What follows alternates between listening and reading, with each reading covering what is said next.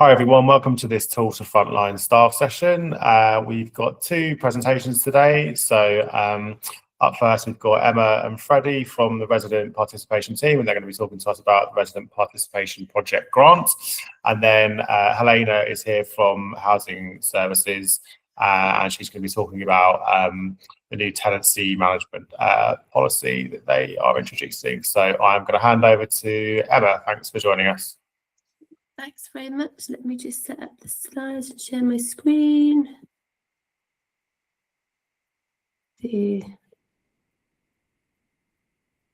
Start.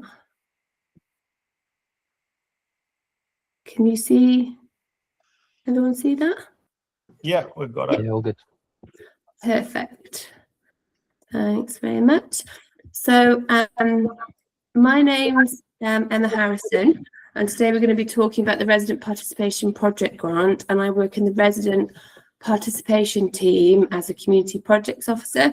You will have to bear with me today because I've got a horrible cold, so pardon if I just suddenly start coughing mid-speaking. And Freddie? Yeah, hey everyone, I'm Freddie. I work with Emma in Resident Participation, Community Engagement Officer. Nice to meet you all. So, for those of you who don't know, in the resident participation team, our funding comes from the tenant levy. So as well as various different resident groups accessing these funds, for example, like Tenant and Resident Association, gardening groups and over 50s, we also run some projects on our estates. We aim to run a variety of different projects covering a wide range of issues from health and wellbeing, digital inclusion, and social isolation. The issues that we've been experiencing with our existing projects is due to budget restrictions, we are unable to create longevity. So over the last year, myself and my colleague Freddie have been taking a different approach where we've been creating spaces where residents can come and tell us what projects they need and want, and then we've been acting upon these requests. So the grant pilot is another way that we are hoping that we can run a more targeted programme to improve the outcome for Hackney housing residents. On to the next slide. So we are seeking to partner with voluntary community sector organisation as well as resident groups. This grant will initially be run as a pilot, and from our learnings, we will be looking to launch a yearly grant programme. The funding will be given up to £10,000, and delivery of the projects must happen between March 26 and February 27. The day-to-day running of the projects and any safeguarding will be the responsibility of the VCS organisation or resident group. However, we are wishing to work in close partnership with them, and the grant was launched on the 13th of Jan this year.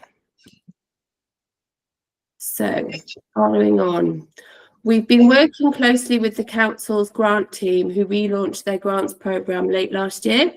They worked with VCS representatives to co-design and test their grants programme's principles. So we wish to adhere to these principles, which will shape how we make decisions on grant applications, and they will guide us on who, how, and what we fund. So these principles are to support and strengthen communities, to enable us to tackle entrenched inequalities as a system, to fund in a trusting and enabling way that strengthens organisations, to invest in ways that help us all to continually learn and work together as a system, and to direct resources focus on organisations and communities that have been failed by the system. Also, as part of these principles, we also wish to use the grants team's fairer way of working principles, which are people first, sharing knowledge and power, and adapt and learn. Oops, sorry. Not that far. Not that far. One sec. Sorry, guys. Zooming back. There we go. Okay. Hey everyone. I'm going to talk a bit more about the grant itself and go through some of the information that can be found in the grant booklet. We have a link to the grant booklet at the end of these slides, which I'm sure will be shared out afterwards. So the purpose of the grant is the resident participation grant is to fund hyperlocal projects or activities. These initiatives should be shaped by resident voices and address a recognised community issue. We're looking for projects that work with Hackney Housing residents to design and deliver meaningful solutions. So the purpose itself is quite broad, but we're hoping to keep it open for organisations' expertise and knowledge of their communities they represent. The projects themselves can be short or long term, but nothing longer than 12 months. And organisations' income cannot exceed £1 million. As Emma said, as we're funded by the tenant levy, what we're wanting is for 80% of the project beneficiaries to be Hackney Housing residents. Appreciate that might be quite a new way of working or measuring for organisations who might be applying. But in the booklet, we have a map of all the Hackney Housing estates. And what we're wanting in the application is for organisations to lay out plans of how they hope to reach 80% residents. Because it's also a new grant, we're hoping to take quite a lot of learnings from whatever is delivered at the end of it. We're wanting this to be a regular grant that's available. So maybe learnings from it can shape things in the future. But at the moment, we're doing 80% of the project beneficiaries to be Hackney Housing residents. Successful applicants will identify how they're going to recruit and engage those residents. Organisations may only submit one application per round, and projects are encouraged to be delivered on Hackney Housing estates themselves and using our Hackney-owned community halls. If organisations have their own venue, a place they feel comfortable, something that's more suited for a specific project, it's obviously more than welcome to use those venues themselves and stay where they're comfortable. But as we're encouraging it to be delivered on that hyper-local level, if an application or an organisation would like to use one of our community halls to deliver the project, we will cover the cost to hire that venue, and that would be on top of the grant itself. And that would be for the delivery of the project. The funding should be for a project that's going to be aimed specifically at our residents for the first time, a new project for them, something that's not been done before. And we will not fund projects that have a staffing cost of over 80%. Next slide, please. Okay, during the scoring process and the assessment, priority will be given to organisations based within Hackney, and priority will be given to organisations who are user-led or have a strong commitment. Those organisations who have got a real stronghold of their community and ones that adapt and respond to users' needs. We want to give priority to those organisations who really prioritise that lived experience and respond and adapt to their needs. We'll ensure projects are funded where possible across the borough, and that's geographically. We don't want to fund projects that are just centred in one particular part of the borough. But of course, that depends on the organisations we have applying. And we will not fund applications that have already been funded by one of the other council's funding streams. As Emma mentioned, the maximum is £10,000 for the grant, and projects can last no longer than 12 months. We have a very broad overview of an example of a possible project, seated exercise classes for older residents in a hyperlocal area. Did I miss anything off? No. Over to you, Emma. So just to give you an overview again of what we can and cannot fund.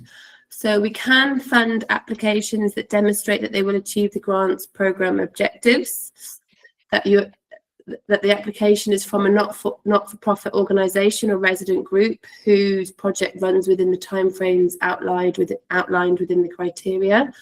Again, 80%, it has to be 80% Hackney Housing residents, and that it's for a specific project or service.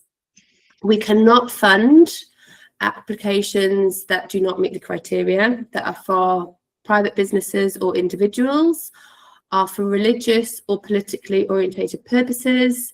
As much as it would be lovely to have a big party, we are not able to fund the purchase of alcohol. And if the project's already taken place, we are also not able to fund it, or for any capital expenses or contingent liabilities.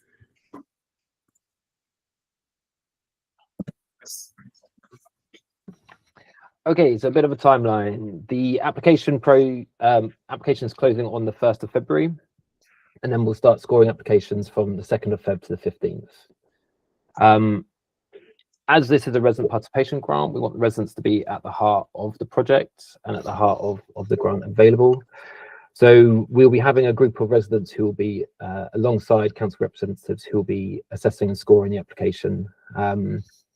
We feel it really important that because we want residents to be the beneficiaries of these, that their knowledge, their experiences, their lived experiences is represented in the assessing and then in the room itself when we're doing the panel on the 17th of February. After the panel, we'll be sending out clarifying questions where we deem necessary to the bids between those dates, 18th and 22nd, and we'll be hoping to let applicants know of the outcome by the 23rd of February. That is everything we wanted to go for. That is the document I mentioned, the project grant pilot doc. That's the application form. And if you have any questions outside of this meeting or want to kind of follow up with anything, that's our team's email address and telephone number. Does anyone have any questions? Charlie.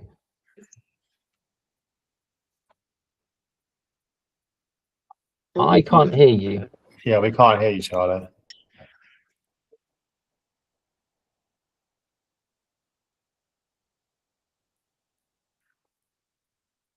Any other questions? I'll come in while Charlie sorts out his mic. I was going to ask around. You mentioned, because it's the first time you've done this grant, you were looking. You wanted to sort of learn a lot from the applications that came in and the projects that people run. I was just kind of wondering what sort of things are you looking to understand, I guess, about Hackney residents, or the sorts of things that the groups are going to be applying to do. Yeah, I think a lot of it is just building those relationships with voluntary and community sector organisations and finding out about residents and their needs. I think, as we said, we want to make better use of our kind of community halls as well and of our estates, and just seeing what happens as a result of that. The purpose is quite broad, like I mentioned, so really wanting that kind of experience and knowledge from other organisations to help influence our work, rather than being us delivering stuff ourselves. As Emma mentioned, the way we've been doing it the last year, we're kind of wanting to get as much information as possible to kind of influence that, or so we can adapt and change. Great, sounds good. Charlie, do you want to come back in? Can you hear me now? Yeah, I can hear you now. So I've got two questions initially. So one, there's a restriction on it being a new application, so not an existing provision already being delivered on Hackney estate. Would an application be accepted if it is, for example, if one organisation was delivering a particular product on a particular estate, but they wanted to trial that same provision on another estate, would that be considered a new application? Yes. Yes. Fab. The next question is around some of our community halls and community areas have mixed tenures because of the long histories of our development in the borough. So, for example, the restriction of 80% on Hackney housing tenants is harder in, say, Woodbury Down, where there's a shifting of tenure amongst those kind of areas. Is there any flexibility on the 80% benchmark for those particular spaces in the borough, whereby for our long histories, there are mixed tenures of other social housing developers in the area? Yeah, I think, like I said, in the application, what we'd like is for someone to kind of set out a clear plan of how they hope to reach 80%, with the kind of the map and the resources that we can kind of support them with. It's something that we struggle with as well when we're delivering in certain parts of the boroughs or certain kind of projects to reach that 80%. So we completely recognise the kind of challenge that might present. As Emma said, we want to work quite closely with the organisations who are successful in these bids. So I don't think it's necessarily like you're not doing 80%, it's done. It's something that we can kind of work on and talk about over time. Emma? I just wanted to add in there that as this is a pilot, that depending on the success of the projects with that 80%, that is potentially something that could be reviewed further down the line if there's a strong enough case. But again, that would just be taking it forward and seeing what outcomes people have. But we are aiming right now for 80%. Mm-hmm. Thanks, guys. I'm just going to come to Alex's question in the chat. So, yeah, Hackney Food Bank has over £1 million.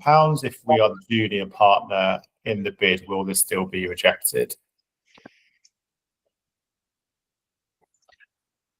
It's something I can check. My initial response would be no if you're partnering with another organisation. But yeah, maybe that's something I can pick up and get back to you on. Cool, thanks, Freddie. Yeah, we can link you in with Alex if you haven't got his emails. Yeah. Charlie. I mean, maybe this is a thread we can pick up outside of this space, but I'm going to ask it here and then whatever. I'm more conscious there are existing organisations with existing delivery who will have disrupted funding mechanisms in the current time period. Are they still, basically there's a risk, I think, of like things being ceased to be funding and not having other avenues. Maybe that's something we pick up elsewhere, but is that new definition, how flex is that new, is my question.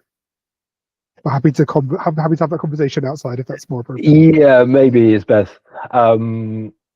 Yeah, I think at the moment, like I said, something that's aimed at specifically our residents for the first time, and maybe whatever that might look like and those kind of things. But yeah, maybe we can pick it up outside of this, and if there's a specific example, we can kind of go into that a bit more. Right, thanks, Charlie. Abby. Hi, everyone. I was wondering if you could go back a slide. I think it was the timeline on the previous one. Yeah, I was wondering about the grants panel and, you know, how you're thinking about putting together the panel, who might be on that, and whether there would be, I know some ways that funding is approached is sometimes interviews with the applicants, and sometimes it's more of just review the panel reviewing written applications and submitted applications. How are you currently thinking about the approach to those decisions? So in this, we have our assessors, which will be a selection of residents, as well as some Hackney staff members. And they will be basically given 2 weeks to score the applications. And then depending on the recommendations for those to go forward, they'll then be discussed at a panel and go through a voting process, is the way that we are working. Great, thanks, Abby and Emma. Any more questions on this grant? No? Okay, great. Thanks, everyone. That was really, really useful presentation, and we'll share your slides and all the documents in our newsletter, if that's all right. Yeah, no problem. Cool. Thank Perfect. you. Thanks, guys. Right, we're going to move on to the second presentation. So that's over to you, Helena. Brilliant. Thank you so much. Right, I'm just going to share my screen. Bear with me. Second.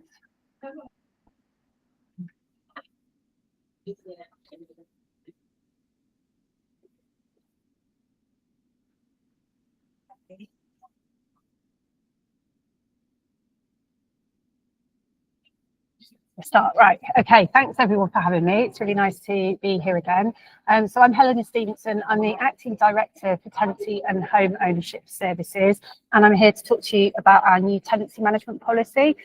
We did a show and tell about this a little while ago when the new policy was launched, and we thought it'd be a good idea to bring it here in a slightly condensed form. So the slides I'm going to show you today are the same slides that we went through in the show and tell, but I'm not going to go through it all in great detail because I want to leave enough time for questions. So I'm just going to really skirt over what this policy is all about, and then if people have more questions to ask, then I'd rather we dealt with those than you listen to me droning on about stuff that you're not that interested in. So just to be clear, the policy that we're talking about relates to Hackney Council managed tenancies, and it provides a kind of summary really of a whole range of different legislations. It's bringing together a load of old policies that were scattered around in lots of different documents, quite inaccessible for people, and brings them into one new refreshed document, and kind of covers all the basic things that you would expect in terms of tenancy management policy. How do we start tenancies? How do we end them? Around some of the nuances in how they might be passed on if somebody dies, for example, and various other bits and pieces. So that's what we're talking about today. Obviously, the policy is only one element of any kind of governance structure around how we work. Flowing off of policies and procedures. The procedures that we have are equally out of date. When I got here, there were procedures that literally dated back to 2010 that haven't been looked at. We've had a cyber attack since then, you know, various other things have happened, so they were not really fit for purpose. So we are currently ploughing through the procedures and getting them updated. That is a much bigger task, and I think because we're still, those of you who work in and around housing will know we're still not quite there yet with the launch of the new housing IT system. It is coming, but what we've had to do with a lot of these procedures is almost think, what will it be like in the new world when we get the IT, which obviously we don't know because we haven't got it yet. So it's a bit tricky, but we are kind of ploughing through all of that work. So I put the link in here for people if they want to go away and look at the document. I've also put some other links in that are relevant to anyone who's having conversations about their tenancy, notably the conditions of tenancy, which is kind of the governing contract that residents sign when they come into one of our homes. There's a guide that we've recently updated that kind of sets out what tenants expect from us and also what we will provide to them. Just kind of fleshing out what that condition of tenancy really means in practice. I put a link to the new supporting residents with additional needs to thrive policy in here, and I think I've been to this group before to talk about that policy. And there's also the allocation scheme. So a lot of the things that are discussed in the tenancy management policy around moves, housing moves, that doesn't sit within my document. That sits within the document that's owned by Benefits and Homelessness Prevention. But it is very much a sister document. They work very much together, and it's important that people can understand both that bit and the bit that we kind of look after. So all those links are in there. So I'm not going to go through all of this in loads of detail because it's a bit dry and I don't think it will be helpful. But it basically, like I say, we're amending the document to bring together lots of old bitty bits that are scattered around all over the place into one document. And we've added in, where there have been changes to legislation, things like the regulator of social housing. That was not a thing before, it is now. So also the equality plan, the additional needs policy, and all of that kind of equality stuff, which really didn't come through very strongly in a lot of our previous policies. That's much more at the fore of everything we're doing now.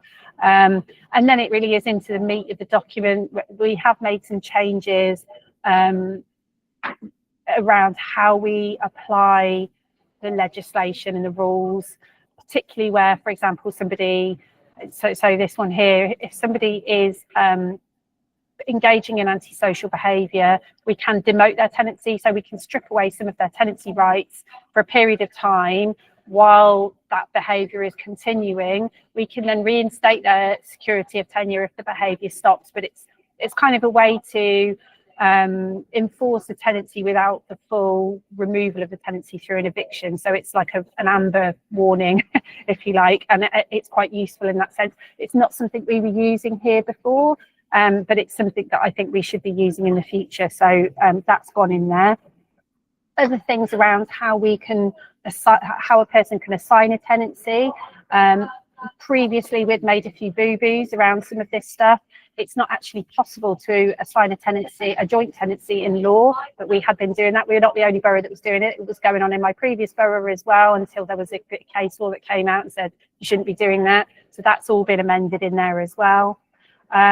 Various changes around succession. So this is what happens to a tenancy when the main tenant dies. In particular around succession to a minor. So where a person is under the age of 18, they can't hold a contract, but they can still legally inherit a tenancy. So that's a really, really tricky situation that we have to manage. And we do get them quite regularly, I have to say. It's terribly sad, but it is something we see a fair bit. And the way we did the procedures were so murky and confusing, and in fact there wasn't really anything that was helpful to housing officers. So that's all being clarified. Similarly, around if somebody dies and they're not eligible for a full succession, we can still consider a discretionary offer to those individuals under certain circumstances. And one of the things, again, that we've tried to tighten up is where that person is either not paying any money towards the cost of living in the property, or they're behaving in really antisocial behaviour such that, you know, they're not fit to be a tenant, if you like, because of that. Or they're a perpetrator of domestic abuse and they're abusing somebody in that home, we can actually say we're going to fetter our discretion and not let you have that. That's not the right word, but we're not going to let you have that discretion because of some of those reasons. So that's positive, I think, for community cohesion and for making sure that survivors are protected. Similarly, I was at scrutiny panel last night. We had a great big conversation around the intricacies of managing joint tenancies, particularly where there's domestic abuse and one party is guilty of perpetrating domestic abuse against another.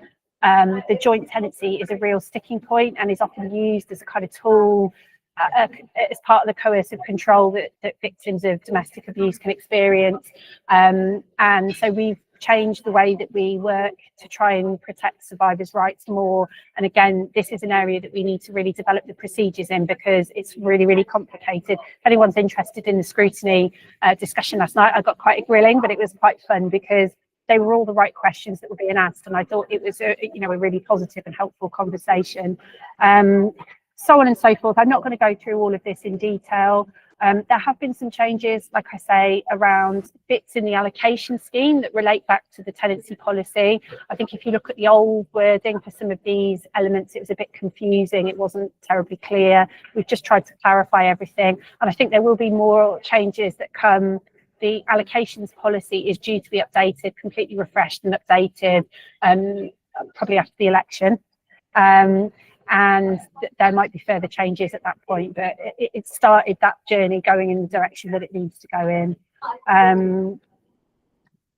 So yeah, that's all the kind of stuff about the allocation scheme.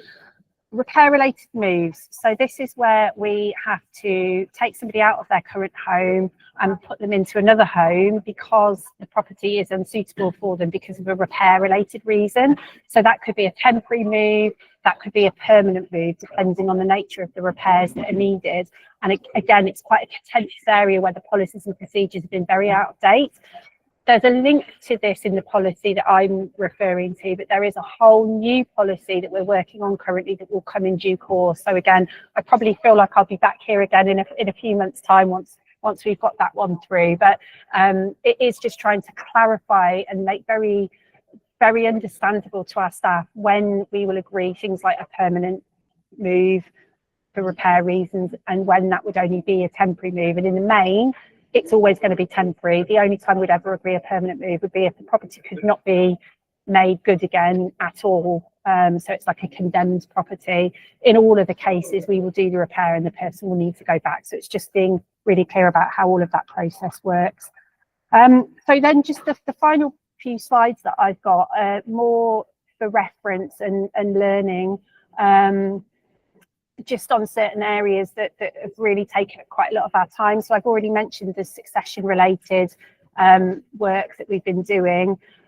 Just as part of that procedure review, we've been through every single letter that sits within the pack.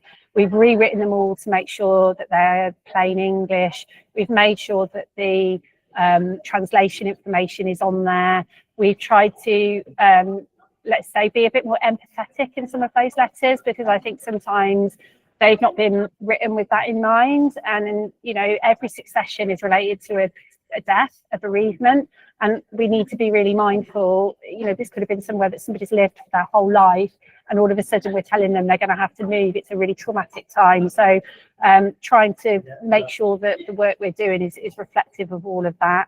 And so that's the kind of detail that we're going into as the work flows through. Just very briefly, I'm not going to go into this because it's very complicated. But we have got loads of casework where, because of the problems that I've described around the IT, the lack of clear procedures, the cyber attack where loads of records got lost, there is a whole load of cases where somebody has died and there's an occupant in the property who is not the tenant, but the tenancy remains unresolved. So sometimes the dead person will continue to be listed as the tenant, even though they're long gone. There's various other permutations of all of this. And the net result is there is a huge amount of debt associated with those households because most of them are not paying what they should be paying to remain in the property. Not to mention the fact that some of these properties are big, they're really big homes that actually should be relet to people who genuinely need that size of home. Sometimes you've got individual people in 4 beds who are paying not a penny and have been in that situation for a very long time. So there's a lot of work that we're doing at the moment to try and refresh all of that casework and get it back where it needs to be, because it's really, really bad. And I think a lot of you, when you're out and about talking to residents, you will hear about, oh, well, I know what's going on in that property and I know what's going on over there, and it just creates the impression the council, doesn't care about stuff like that or isn't managing its assets as it should. So it's really, really, really important to me that we get under the skin, and this tenancy management policy is a kind of key driver for improving how we work around that stuff. I'm not going to go into all of that. That's really for reference. Another big area for us is when a resident moves to residential care.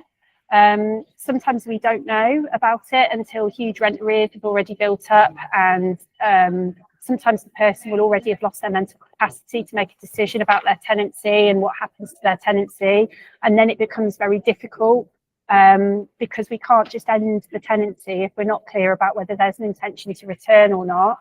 And if the person's lost capacity, sometimes you have to go to the court of protection, you have to get a best interest decision about what is going to be for that is it that they could go home with a carer and live in their home, or do they need to stay in the care home permanently?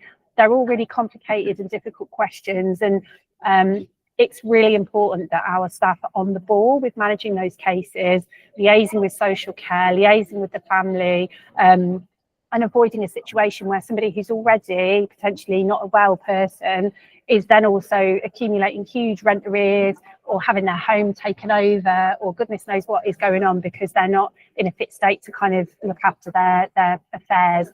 So that's another really big area that we've tried to strengthen with this work.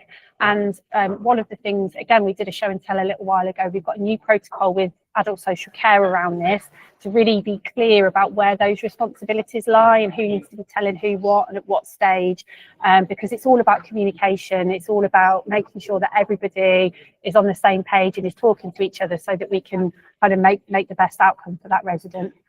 So I think that was all I wanted to sort of talk about. I'm going to stop now and take the slides down. So if anybody's got any questions, now's your time.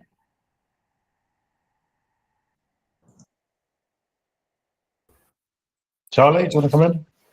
Thanks, Helena. And as a former housing kind of lots of questions. It's always great to see this kind of thing laid out. I guess I've got a question around policies and procedures around joint assault and succession, because we know in other streams of work and lots of this forum, we know that when there's a change in someone's life, it's when they're most likely to enter debt, and that debt can really spiral. I wonder, are you writing in moments of that being raised and signaled in that policy and procedure, and if that's referrals to external agencies or internal support or liaising with our kind of internal programs of resilience? I just would be interested in kind of what that perspective is, particularly around that transition, because again, we know that relationship change is one of the biggest drivers of debt. Yeah, so if I deal with each of those separately, I think on the succession area, especially when it becomes like a use and occupation account, where it's not the tenant anymore in the property, it's an occupant, so they have to pay use and occupation charges while they're in the home. But I think what we found was often that wasn't communicated to people very clearly. They didn't really know what they were supposed to pay, or maybe we didn't address that to the right person in the household and things. When I talk about the debt that we know is associated with those accounts, a lot of the time it's not the fault of the person, it's that they've never really been given the information. So one of the things that we're trying to bring in is almost like the guide that I mentioned at the start that we give to tenants. we've got a version of that we give to those people, unauthorised occupants, for want of a better word, who are in the home while their housing situation is being sorted out, that is absolutely crystal clear about what the expectations are around paying and actually what will happen if you don't pay. So again, back to that kind of, you can stay here until we've sorted you out, but you can't stay here rent free. And if you do need help with your finances, this is who you need to go to, and this is how we'll help you.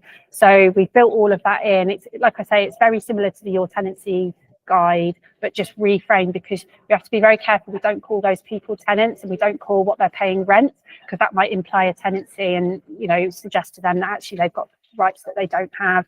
So we've tried to do that with those cases. With the backlog of cases, so we now have a call over, we have a monthly call over where we go through every single one of those cases line by line, and part of the objectives of those call overs really is to identify where the debts are building up and make sure that that person is supported to get the help that they need if there's a genuine reason why they're not paying because they can't, as opposed to they're not paying because they don't want to, or they, you know, whatever, they don't know. Then that is part of the plan that we put together, because we are hemorrhaging money in that space, and, you know, given all the financial pressures we all know in the council, it just, you know, it just can't be tolerated, and we're not doing anyone any favours. So that's on the succession side. I think on the joint tenancy side, this was a question that actually came up last night, and we were talking about where potentially one party has not been given any sort of rights around money themselves because of coercive control or domestic abuse. You know, their partner has controlled all the finances and might have incurred rent arrears that the other joint tenant wasn't even aware of, and that is something that we see quite a lot and we hear about quite a lot. Under the new way of working, we are proposing to where one party will serve a notice to quit to end the joint tenancy, we consider granting a new sole tenancy to one party. So in the main, that would be the survivor. In the normal allocation scheme, there are bars around arrears being a blocker to getting offers and things like that. But I think on a sort of case-by-case basis, if we can clearly see that debts are in a joint tenancy, they're always jointly liable, and that's the rules, that is the way that it is. But if we were looking to make an offer to somebody who had debts because of domestic abuse, we could exercise our discretion, for example, and not take that into account when we're making the offer. So it doesn't fully resolve the problem, but at least it resolves that immediate issue around accessing more housing in the future that's away from that joint tenancy and that perpetrator. So this is all stuff that's quite new to us, and I think it needs to be properly proceduralised so officers know what to do. But that's part of the work plan that we're trying to deliver at the moment as we move towards this new way of working. And we will have a new domestic abuse team, I think you know that. So it will be part of their role really to kind of think about what does all of this policy look like in practice for our survivors. Does that answer the question? It did, absolutely. Thank you. Thanks, Helena. Yeah, Neil? Sorry to make this an internal Hackney conversation, and Helen, I think we could probably pick up externally on some of this, but yeah, really pleased to see it. And I just think if we could use it as an opportunity to link our teams in together a bit more, because I know it's complicated when not you personally, but when residents are temporarily relocated, where are they liable for? Where's their benefit paid? So if it's complicated for us, I imagine for residents, it's a whole different challenge. Yeah, if we can pick up outside of this, so it's just like a Hackney versus Hackney conversation going on. Always. I mean, I'm always happy to have that. And again, it's that thing of trying to be really resident focused when we're so good at seeing things from our little service silos, aren't we? And anything we can do to try and put that resident right back in the middle is really important. So yeah, I'm very, very happy to do that. And just to add, and obviously, I hope you had other difficulties. We just had a meeting with policy and practice this morning around long-term debt and the best way to go about solving it. So again, we're going to have joint friends, shall we say? So I'll reach out to you separately, Helena. Amazing, thank you so much. Yeah. Can I be really cheeky and interject here? Helena and Neil, if I suggest if you meet up, Neil, can you give Helena a bit of a background on the council tax reduction route that you developed and that kind of escalation pathway? Just because that might be an interesting thing for housing to kind of have some context for. Yeah, as long as Helena's bringing the coffee, of course I will.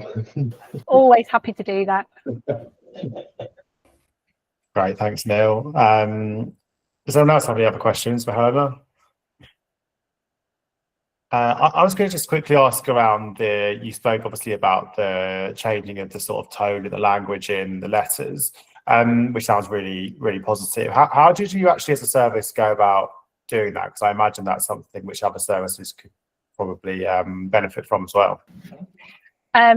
So I will be honest, given the scale of the work that we're doing, there's a little bit quick and dirty. So I must admit, I've done it myself. I've literally based off of what I know. I mean, I've worked in this sort of area for a while, so I've got a sense of the best practice. They've all gone through our comms department as well, and they've had a look at it too. So Stuart Henderson is our comms lead, and he's looked at all of the letters that we have put together.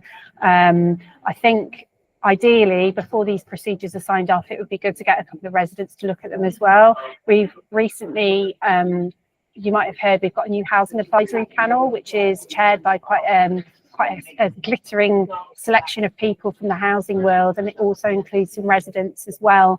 And they're really keen to see things like letters, and we've just done a repairs charter, which again makes a load of promises to residents about what they can expect from us. That's gone to that place as well to look at. So I think that's what we'll do before we get these procedures signed off, because it is really important that they land. And for as much as I might have done this myself, I'm not the be all and end all and the expert. So it'd be really good, I think, to get some residents involved in that as well. Yeah, that sounds really good. Thanks, Helena. Any other questions for Helena while she's here? Charlie. Sorry, I can't stop myself. It's an area of interest, Helena. I guess I know that I'm conscious that in the system in Hackney, we've got lots of people trying to navigate quite a lot of complexity in lots of different places. And I know in particular, colleagues in health settings are having to navigate quite a lot of complex housing issues. And I found that, you know, as someone with a background that was a housing officer for a number of years, understands housing a little bit, I found that presentation helpful to go through. I know that I imagine that would be really helpful for colleagues in that kind of frontline health auxiliary role. Would you be open, or what is the kind of openness about having this kind of meeting with some of those staff? I don't know, some of them might be on the call now, but I'm sure they'll be really welcome in those spaces to go through, one, recognizing that change and what that change looks like, but also just a refresher of what are those nuts and bolts pieces that are really clear to us on the inside, but can be really obscure on the outside. Liv, I thought you might be on the call. That was why I was asking that question. Okay, thank you. Yeah, definitely. So we have got an aspiration in what we're doing in housing at the moment to kind of shake up how we get out there and engage with our neighbourhoods. You'll all be aware there's a corporate neighbourhoods piece of work going on, which is all about trying to get services back into communities in a way that maybe post-pandemic we've felt very detached from some of the communities that we're working in, and that's certainly something that we're keen to kind of drive forward here. We're a massive, housing is massive, right? Even the tenancy, the landlord bit that we work in is massive, but then you've got the whole of the homeless side of things, you've got all the housing associations, you've got the PRS. It is so every single person, well, not the sleepers, but everyone lives in a house, don't they? So it's a huge area, and it is really, really confusing.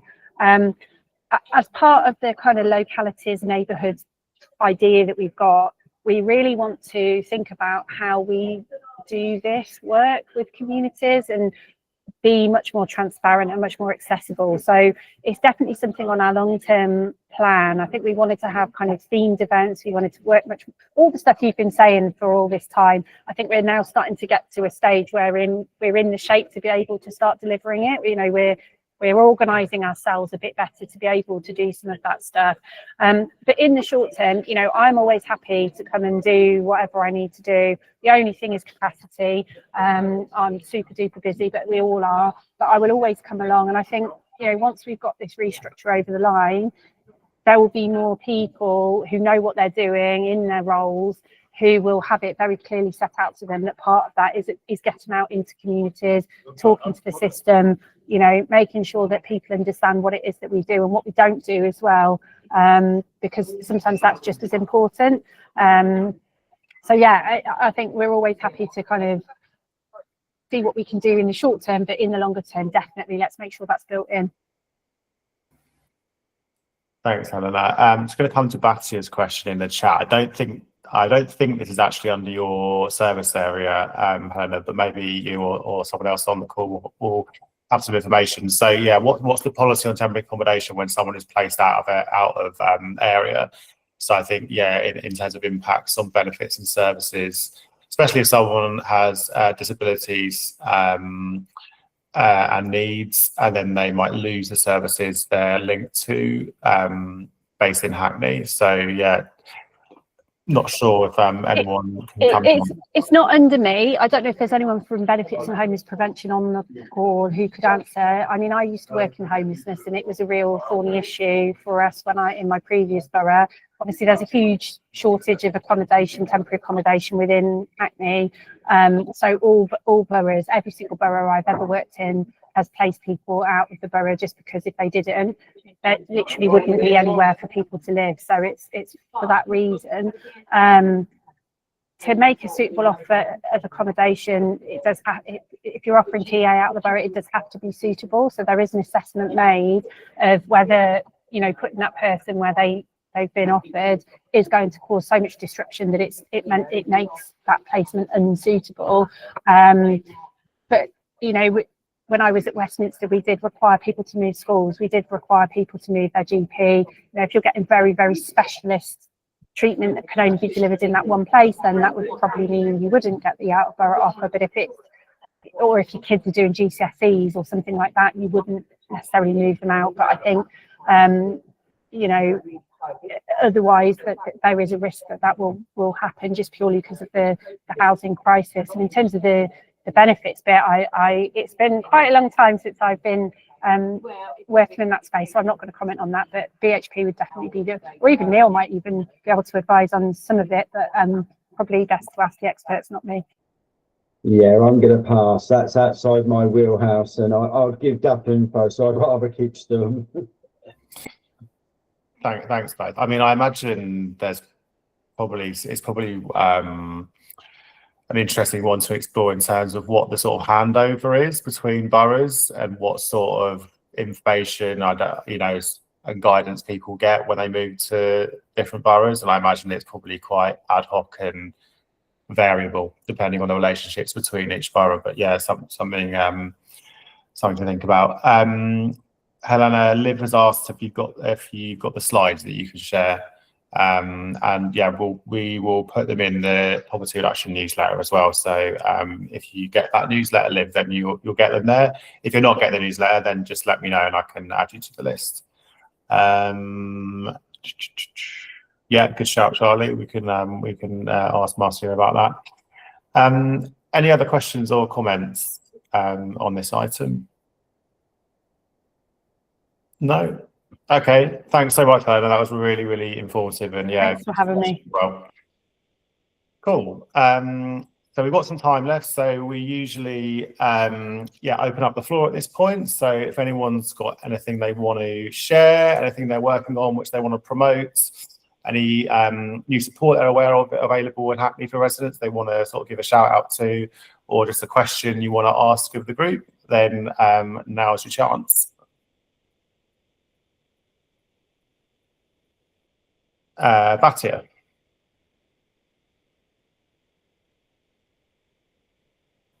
Batia, do you want to come in? There it is. Sorry, couldn't find the button. Yes, I'm just wondering if everybody is aware to pass it on to any residents that the Metropolitan Police and Neighbourhood Watch have now got something called Met Engage, and it's basically an information system and a way of reporting things. Fairly useful newsletters like the poverty reduction, but more around, you know, safety and issues in the borough, who to contact and so on. It's definitely worth getting signed into the system, you know, so that you get the emails, and if there's anything major, you can then follow it up through the links. It's called Met Engage. Thanks, Batia. That sounds really useful. I'm going to Google that and add it into the newsletter. Thank you for sharing. Anyone else want to come in at this point? Charlie. just a usual plug for being aware that as it's getting colder months, there will be residents who are struggling with their bills. You can speak to me if you're running a session and would like to have an advisor attend, and I can see if I can schedule that. But we do have advisors in Hackney libraries at various times throughout the week. That's all available in Love Hackney when they'll be in when. Is worth signposting to. Those resources can help people manage their utility bills, maybe switch to better tariffs, help reduce their overall energy consumption, which should have an impact on their finances. And where this is the kind of crunch time for that, this time of year for that. So please use that resource if it's useful. Nice one, thanks, Charlie. Batia, your hand's still up. Wasn't sure if you wanted to come back in or if that was from before. I'm gonna. Oh, nice one, thanks, Batia. Anyone else want to come in at this point? No. Okay. Well, I have some news to share, which is that this is actually going to be my last time facilitating the Tools for Frontline staff sessions. So I'm staying with Hackney, but I'm moving across to a more sort of policy and strategy role.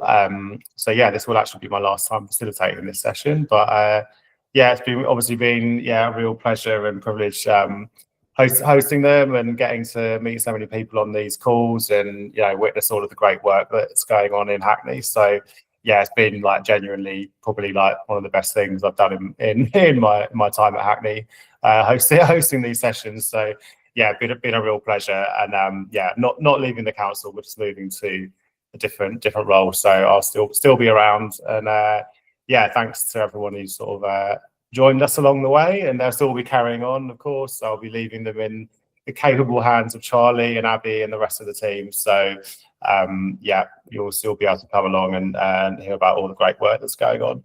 But and I'm sure I will dip in and out occasionally when time allows. So yeah, that's my news. I'm gonna end it there. Oh, thanks, Jennifer. Much appreciated. But yeah, unless anyone else has got anything to add, we can wrap up there. Cool. Great. Thanks a lot, guys. Bye. Thank you. Cheers. Bye. Bye, everyone. Take care.